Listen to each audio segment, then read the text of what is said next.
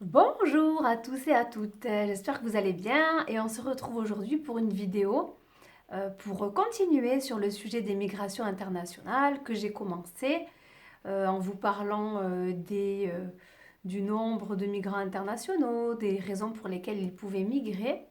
Et maintenant, aujourd'hui, j'aimerais vous parler du pays de départ en fait, des pertes et des gains pour le pays de départ, hein. Le fait qu'un pays puisse faire l'expérience du brain drain et le fait de perdre comme ça des quantités de ses citoyens qui sont plus ou moins qualifiés, parce qu'évidemment, vous avez vu qu'il y avait différentes natures de migration. Eh bien, pour le pays de départ, hein, donc pour le pays d'où s'en vont les gens, eh bien, on va essayer un peu de sous-peser les pertes et les gains. Bon, évidemment, en termes de pertes, on parle de ce brain drain, cette fuite des cerveaux en français, fuite des cerveaux, où évidemment, eh bien là, l'aspect un petit peu perte pour le pays de départ, c'est que ben, ce pays-là, il voit partir ses citoyens qui sont enfin, voilà, une main-d'œuvre en fait, hein, qui participent finalement aux activités économiques de son pays. Donc, si c'est des gens qui sont peu qualifiés, bien malgré tout, c'est quand même une perte de travailleurs qui seront là pour travailler pour le pays, pour participer au PIB. Et pour les gens qui sont qualifiés, voire très qualifiés, ça peut être vraiment, oui, en effet, une perte assez pesante, assez considérable, parce que comme je vous le disais la dernière fois, cela veut dire que les cerveaux, donc les gens qui sont très qualifiés et diplômés, eh ben, ne vont pas évidemment faire bénéficier leur pays de leurs compétences, de leur savoir-faire, puisqu'ils vont ailleurs louer leurs services et trouver du travail ailleurs, etc. Donc, en termes de pertes pour les pays de départ, euh, globalement, c'est voilà, c'est plutôt ça, quoi, hein. C'est économiquement, enfin voilà, économiquement parlant, voilà, une activité économique qui ne sera donc pas enrichie par ces travailleurs-là puisqu'ils sont partis. En termes évidemment de développement pour le pays technologique ou d'infrastructure, en termes enfin, d'un tas de choses, je dirais, ça peut être social, politique, hein. À partir du moment où on est diplômé dans un tas de domaines, on peut faire bénéficier notre pays de nos qualifications. Euh, si je suis diplômée de sciences politiques, je pourrais participer à un modèle politique et social, à faire avancer des choses socialement ou économiquement. Si je suis ingénieur, je vais pouvoir participer peut-être à améliorer les infrastructures de mon pays, à faire en sorte, c'est un exemple que j'avais déjà pris, à faire en sorte par exemple que mon pays ait un meilleur accès à l'eau avec de meilleures infrastructures, avec par exemple des stations de traitement des eaux usées, où j'ai des qualifications qui vont me permettre de construire des canalisations ou de les réparer pour faire en sorte que l'eau soit mieux diffusée dans mon pays. Enfin, voilà, il y a plein de manières évidemment de participer au développement de son pays.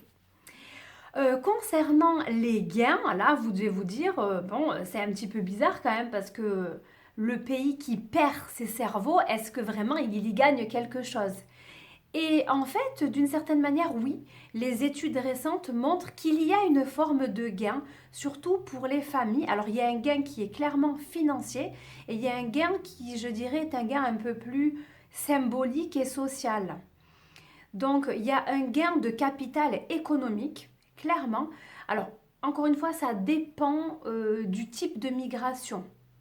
Mais finalement, dans les deux formes de migration qu'on va apprendre, c'est-à-dire lorsque les migrants qui ont quitté leur pays sont peu qualifiés et qu'ils vont travailler en tant qu'ouvriers, par exemple, ou domestiques, malgré tout, sur le peu qu'ils vont gagner, ils vont toujours réussir, quand ils le peuvent, à envoyer un petit peu à leur famille. Évidemment, lorsqu'il s'agit d'une migration temporaire, eh bien, le gain est moindre. Et lorsqu'on parle d'une migration de nature permanente de la part de personnes très qualifiées et diplômées qui vont obtenir un niveau de revenus et de salaire intéressant, avec un meilleur niveau de vie, là, ce sont des gens qui vont pouvoir envoyer des remises très importantes dans leur famille, dans leur pays d'origine. Les remises, c'est très simple, c'est de l'argent. Le fait que les migrants, que les immigrés dans un pays envoient de l'argent à leur famille dans leur pays d'origine, eh bien ça, c'est un gain financier pour le pays de départ. Et vraiment, les études le montrent. Les familles y gagnent énormément, un petit peu comme une assurance. Le fait que un ou plusieurs membres de la famille soient installés à l'étranger, et je vous dis d'autant plus lorsque ce membre de la famille à l'étranger y est installé de manière permanente avec un certain niveau de qualification, lui permet évidemment d'envoyer des remises d'un montant plus élevé, bien sûr, que quelqu'un qui est parti en tant qu'ouvrier ou en tant que domestique, parce que le niveau de salaire sera plus bas. Donc, j'aimerais vous citer, est-ce que j'ai des chiffres? J'ai pas vraiment des chiffres, mais en tout cas, ce qu'on peut dire, c'est que vous avez un montant en fait de ces fonds, l'envoi de ces fonds de la part des migrants dépasse même dans certains cas l'aide publique au développement et les investissements directs étrangers, ce qu'on appelle les IDE dans vos cours. Donc en fait, l'aide publique au développement, ben, ça va être une aide qui peut être nationale et puis souvent qui peut être internationale.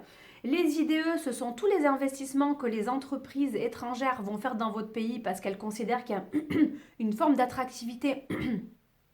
Et donc des entreprises étrangères vont investir dans votre pays et forcément, ils participent au développement économique. Enfin, ces entreprises, pardon, elles participent au développement économique et local de la région, du pays dans lequel elles s'installent, parce qu'elles vont créer des emplois, elles vont donc embaucher des gens de la région, etc. Mais malgré tout, quand vous mettez les aides publiques au développement plus les IDE ensemble, eh bien finalement, ça ne fait toujours pas autant d'argent que ce que peuvent envoyer les migrants chez eux. Donc en fait, ils ont un rôle hyper important, les migrants, finalement, pour leur pays d'origine, économiquement parlant. Et il y a un gain symbolique et social que j'appellerais un peu, pour reprendre un petit peu des termes de Bourdieu, il y a un gain en termes de capital symbolique et de capital social parce que les proches ou la personne de la famille, euh, pardon, petite précision sur le gain économique, les familles vont souvent du coup, grâce à cet argent qu'ils reçoivent du membre de la famille qui est à l'étranger, vont pouvoir avoir une sorte de petite cagnotte. Ça leur crée comme une forme de petite d'assurance vie un petit peu, qui leur permet de dépasser des fois des difficultés de la vie, des intempéries, des difficultés un peu quotidiennes. C'est quand même vraiment pas négligeable en fait. C'est comme si vous aviez, oui, une petite assurance maladie. Cet argent-là permet vraiment d'avoir mais un peu d'argent de côté qui fait que vous n'êtes pas dans la survie en permanence et dans le besoin permanent. Euh, Ça, c'est quand même important. Et donc, ce que je dis à mes élèves, c'est que cet argent permet de satisfaire les besoins de base de la famille, d'améliorer un petit peu un bien-être économique et social. Et évidemment que les familles sur place ne deviennent pas riches non plus grâce à ce qu'envoient les membres de leur famille, mais quand même, ça leur donne une vie un petit peu plus confortable.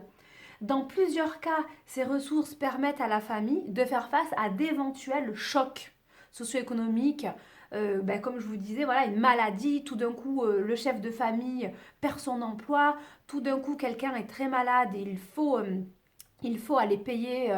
Bon, voilà, vous savez que le système de santé n'est pas le même qu'en France ou partout, donc il faut aller payer pour des soins, etc. Des fois, pour entreprendre des nouveaux projets. Donc cet argent est important.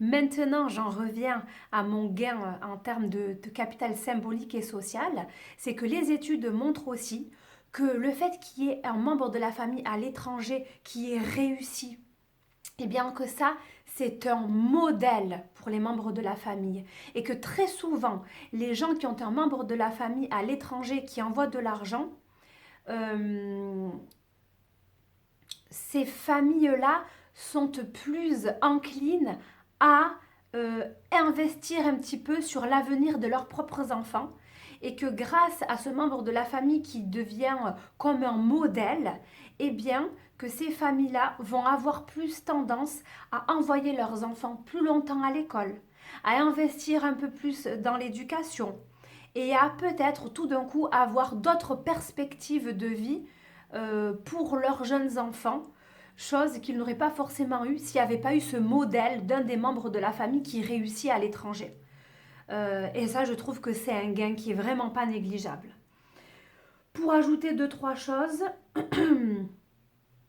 donc un certain nombre d'études montrent vraiment des effets favorables de cette émigration. Évidemment, là, ça concerne plus des gens qui sont qualifiés, qui ont émigré en étant qualifiés. Parce que forcément, c'est des gens qui atteignent une position sociale intéressante dans le pays dans lequel ils ont émigré et qui ont un bon niveau de salaire et donc qui, de fait, logiquement, représentent vraiment un modèle qui peut créer une émulation chez la famille qui est restée dans le pays, qui peut créer, donner envie aux plus jeunes, eux aussi, de réussir comme cette personne-là. Donc, ce gain symbolique et social, c'est investir dans le capital humain, investir dans les qualifications, dans l'éducation, pardon, inciter ses enfants à acquérir plus de qualifications et donc à les scolariser plus longtemps, principalement. Voilà, donc je vais m'arrêter ici pour ce sujet des pertes et gains de la part du pays de départ, du pays qui se voit un petit peu donner ses cerveaux, parce que j'ai surtout parlé des gens qualifiés, à d'autres pays. Eh bien, certes, il y a des pertes d'un côté, mais il y a des gains. J'espère que j'ai bien su vous expliquer cette idée-là. Et n'hésitez surtout pas à liker cette vidéo, à la partager, à vous abonner à ma chaîne si vous voulez voir d'autres vidéos et en savoir plus sur plein d'autres sujets en sciences humaines. Et je vous dis à très bientôt!